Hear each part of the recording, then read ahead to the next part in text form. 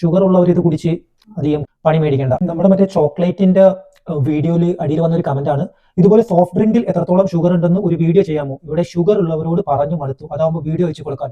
Okay, ചെയ്തേക്കാം. Sprite, Coca Cola, Pepsi, Fanta. ശരിക്കും പറഞ്ഞാൽ എന്റെ പേഴ്സണൽ ഫേവറേറ്റ് കൊക്കക്കോള. നോക്കിയേ, ഈ ക്യാനുകളെല്ലാം 335 ml ഉള്ള ക്യാനുകളാട്ടോ. ഇതിലെല്ലാം വരുന്ന ഷുഗർ കണ്ടു, എത്രത്തോളം ഷുഗറാ. ഇപ്പൊ സ്പ്രൈറ്റില് ടോട്ടലായിട്ട് വരുന്നത് 38 ഗ്രാം ഷുഗർ ആണ്. കൊക്കക്കോളയിൽ 39 ഗ്രാം ഷുഗർ വരുന്നു. പെപ്സി 41 ഗ്രാം ഷുഗർ വരുന്നു. കൂട്ടത്തിലെ കൊമ്പൻ ഫാൻഡയാണ് 44 ഗ്രാം ഷുഗർ. നോർമൽ ആയിട്ടുള്ള ഒരു മെയിലിന് per day 33 gram sugar recommend ചെയ്യുന്നുള്ളൂ. വുമനാണെങ്കിൽ 28 to 33.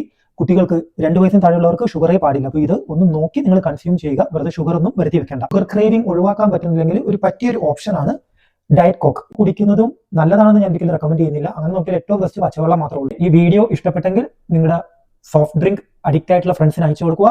Thanks for watching. സൈലഫിറ്റ് ഫുഡി.